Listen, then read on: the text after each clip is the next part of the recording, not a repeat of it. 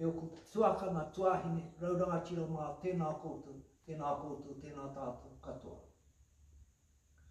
Mention Gallipoli in New Zealand or Australia, and not surprisingly, it will evoke an understandable assortment of differing emotions and responses.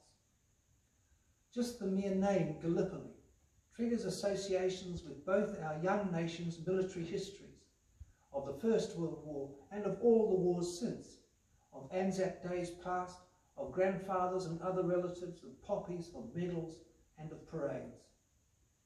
And yet, even if some of the detail of those wars or conflicts are remembered only vaguely now, the essential motivation, the passion and the sincerity remain the same. For over a century now, Anzac Day parades have served to reinforce the story of what became known as the Gallipoli Campaign that began at dawn on April the 25th, 1915, and ended in January the following year, having gained nothing and yet at enormous cost in human lives. The admission of defeat and the evacuation of the remaining troops has become a secondary feature in the retelling of the story. Instead, primacy is now attached deliberately to aspects of the tragic and prolonged suffering of all combatants, of recounting outstanding acts of individual and group courage, and above all, tributes have flowed over the generations in recognition of that great number who lost their lives. The truth of defeat and retreat has never been denied, or any attempt made to excuse it and pretend it didn't happen, at least not by the men who fought there. But the spotlight, the focus has been and remains solidly upon the resolve, the bravery, the determination and the commitment of the men in the trenches and in the line of fire. A sense that underneath it all and in the background is an undefined fidelity towards something greater than themselves. Sacrifice, perhaps. Who would have thought that the memory of this campaign would become so pivotal a part of the proud history of our two nations, and that the impact of its retelling would reverberate down the century and be so consistently transferred from generation to generation? Who could have known, as some suggest, that the legend of the Anzacs would play any part in the development of our emerging awareness of ourselves, our Kiwiness, and be responsible for some of the supposed values and ideas that underpin our society? What is clear is that there is, for now, a depth of sincerity and a sense of community ownership attached by many New Zealanders to these Anzac ideals, whatever they may be.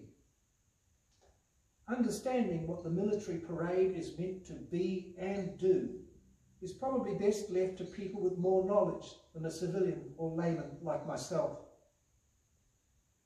And yet, by dint of it being a national act of community, of remembrance, of honouring supreme sacrifices, in the service of peace and of the downtrodden, of preserving our idea of what is right, of honouring treaties and of aligning ourselves with our own creeds and understandings, all this and more is part of the fullness and complexity of Anzac Day parades.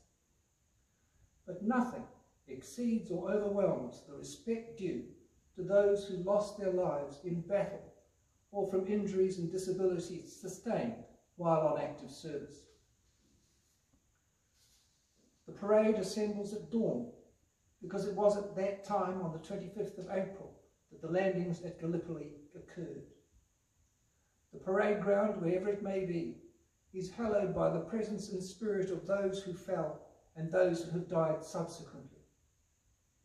The presence of current or retired service personnel, correctly attired and displaying due respect and discipline, whether having served on active duty or not, is an extension of the idea of camaraderie and an esprit de corps of the remnant men and women. The presence of military or civilian chaplains recognises the tradition of faith and the fear associated with war, in which the power of prayer and the need of divine guidance and strength were often sought. Increasingly in New Zealand, and particularly in relation to the 28th Māori Battalion, karakia tawhito may also now be offered. The raising and lowering of the flags and the playing of the bugle are all recognisable and priceless symbols of military ordering, still commonly practised today. Here, at what could be described as the heart of the parade, at the exact point when the flag has been lowered and the bugle has fallen silent, that the silence, the remembrance, is truly observed. Oddly, silence and stillness at this point stands in total opposition to the noise and frantic activity of war.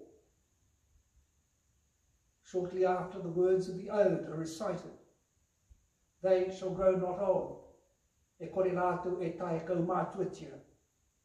And in its final line, we, and that's all of us, make this final promise, "Ka maumahara tonu tātau kia rātau," lest we forget. It is here, with these poignant words, we will remember them, that we make our own commitment. But the question remains, how? How should and could we remember them in a way that is purposeful and meaningful?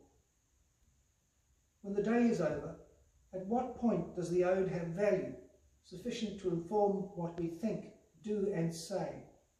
And does it mean that everyone else will automatically agree with us? If only that were so. Making allowances for the differences between our ancestors' times and our own, it should encourage us to view carefully world events, people and circumstances, sufficient to be alerted to the possibilities of serious conflict and to take steps to avoid or assuage them. It should instill in us a deepening respect for each other as beneficiaries of these great sacrifices, and devote ourselves more diligently to honouring each other as descendants in common, all the time, not just on ANZAC Day. From time to time, a reminder to politicians and the wealthy that the price paid a long time ago was by a generation of simpler means, who laid the foundations of and for our emerging country, and some of whom paid the ultimate price for what we today take for granted. Probably, and most controversially, we too must be ready to settle with the aggressor, wherever and whoever he, she or it may be, in the defence of the weak and the vulnerable, whether elsewhere in the world or here in our own country. The role of our peacekeeping forces, well respected wherever they've been, are tremendous role models in this respect. In the light of COVID-19, the world of the 20th century and up to now in the 21st is shaping up to be a very, very different place from that of yesterday or even this time last year.